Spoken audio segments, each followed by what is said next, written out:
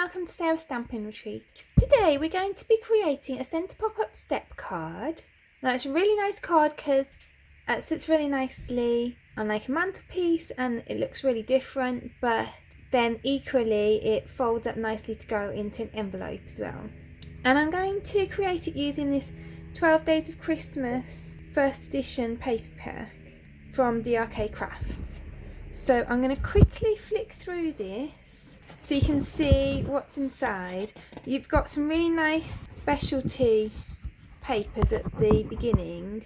I know you can't see the whole thing on here because my space isn't big enough, but hopefully you can get a good idea. So the first ones are specialty papers that are single-sided, and this one, I don't know if you'll be able to see on camera, but it's got a really nice texture to it. It's quite heavyweight with a really nice texture.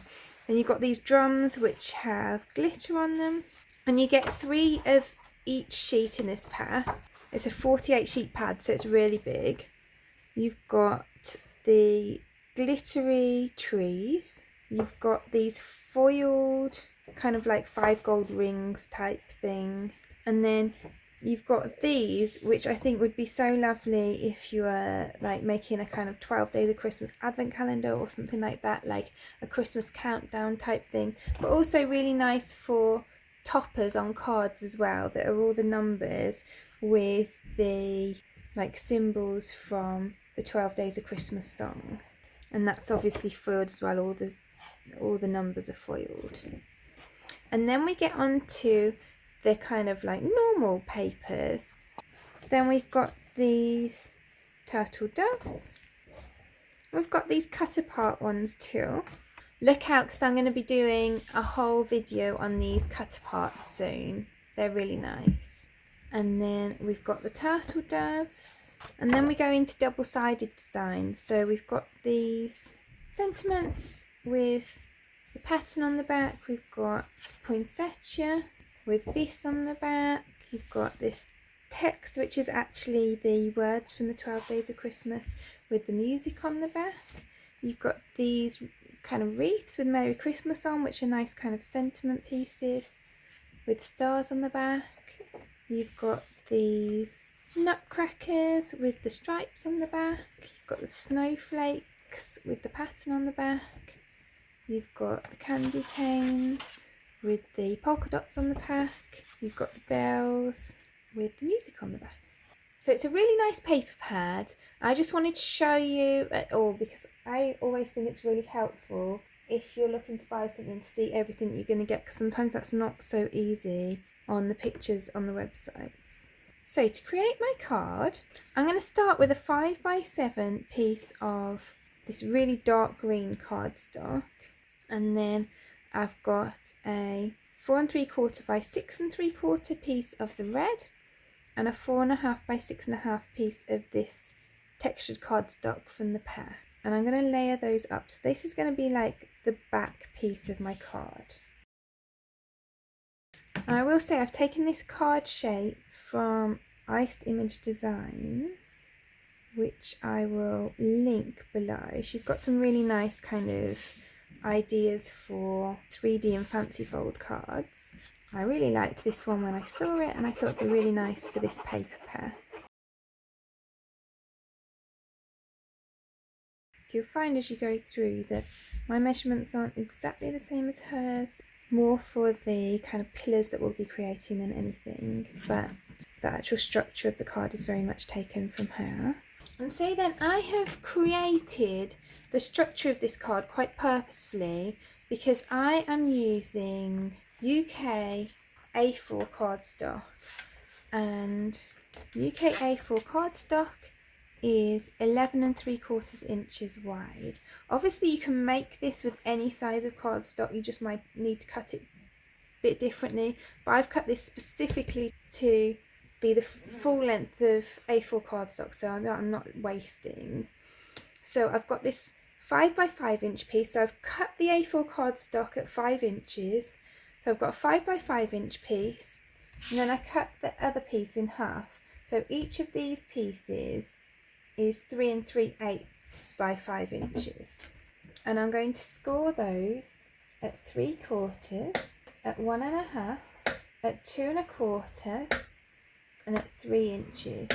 And this is why I have changed the dimensions from the Iced Image Designs one, because I don't like ending up with loads of bits of kind of scraps of cardstock, so I prefer it to fit across. And like I say, you can always amend it again to fit your particular size of cardstock if you wanted to do that. So then these pieces are going to kind of form the post that will hold up the front of the card. So I'm going to fold these along these score lines.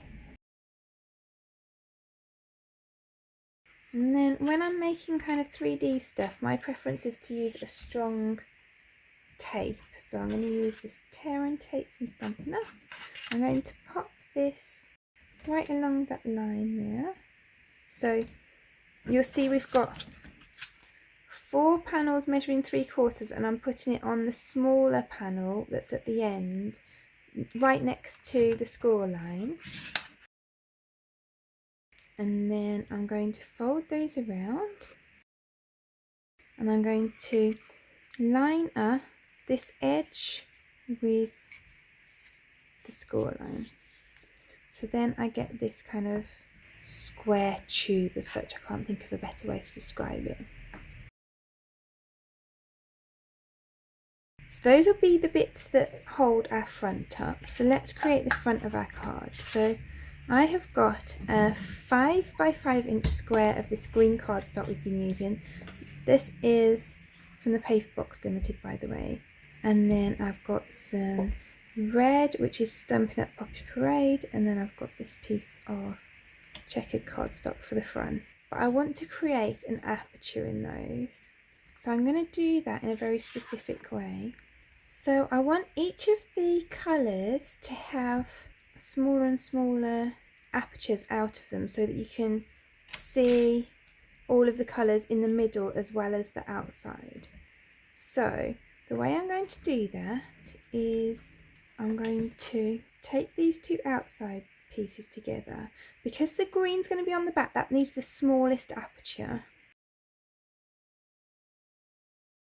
So I'm going to tape the red and the green together, and you'll see why in a minute. I think it's easier to tell you after I've cut this. So this is a 3.5 inch square that I'm popping, and I want to make sure it's in the centre of here. So I'm going to run that through my die cutting machine. So now that I've run that through, I'm going to take those 2 pieces apart, and then I can line up the red and the checkered pieces. And then you can see it's very easy to line up our next biggest. So this one's about 1/4 inch bigger, and we can line up the next biggest. And because we've already got that frame cut in the red, we can make sure that we've got nice even spacing, and we'll get a nice even frame when we put the red one through. So we're going to cut that through both of those pieces. So now we've got this frame, and because of the way we cut it, we know that it fits beautifully on this frame. And then all we've got to do is use the biggest one, so that's another 1/4 inch bigger again, to cut a frame from this piece of the checked paper. So then I'm going to glue my frames together.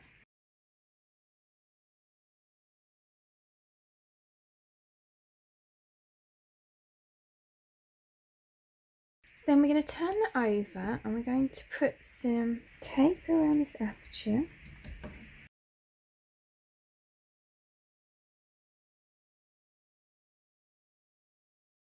And then I've got a 4 inch square piece of acetate that I'm just going to pop across there. Now I've got quite a lot of acetate in my stash that I'm kind of using up. If you don't have acetate already in your stash, you can obviously always use things like the windows off packaging and stuff like that for things like this. Don't feel like you have to buy new acetate. So then I'm going to run some tape down either side of this window.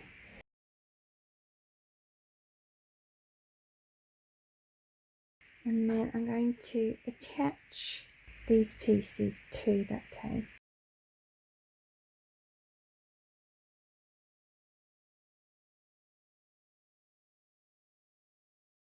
So now that's like that. And then we can attach this onto the card base. So I'm going to add some more tape on the back of here.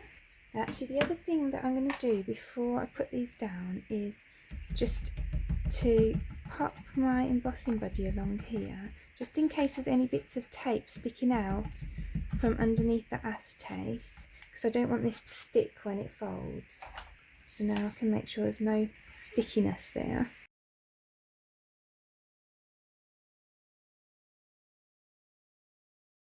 So then I'm going to line this up on my craft mat, because I know then that I need 1 inch at each end of this, and I know then that I'll have this right in the middle. And then I'm just going to fold that down so that I can really push those edges in. And that will also be how you fold it to put it in your envelope. It'll fold like that, but then it folds up to go on the mantelpiece.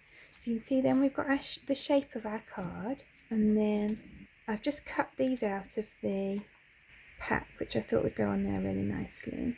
And then this again I cut from that sentiment page on the pack, so that can go on there. So I'm going to add the Merry Christmas on with foam strips, and I'll add the nutcrackers on with foam pads.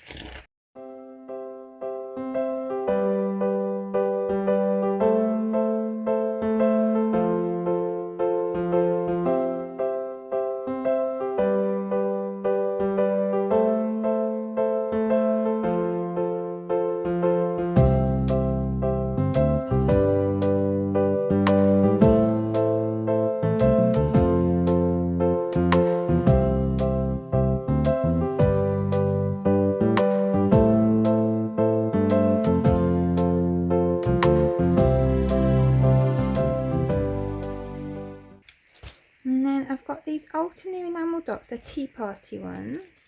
And I'm going to use these larger red ones, and I'm just going to pop those down this edge.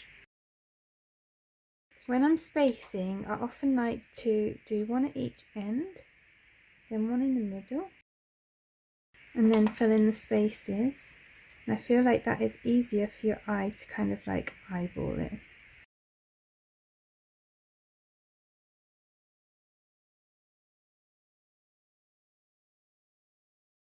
So then there's our finished card, and I think it's a really fun one. And then like I say, you can just fold it like that and put it into your envelope. So when I want to write my message, I'll take a 4 3/4 by 6 3/4 piece of white cardstock. I'll write my message on, and then I'll glue it onto the back of here. So I really hope that you enjoyed today's video. If you did, I'd really appreciate you clicking like below, and you can also press subscribe if you'd like to see future videos. If you press the bell button and select all, then YouTube will also notify you when I've got a new video available. All of the products that I've used for today's card are listed in the description below, and there's also a link there to my blog where you can find a picture supply list if that helps you find what you're looking for. Thank you so much for joining me today. I hope to see you again soon.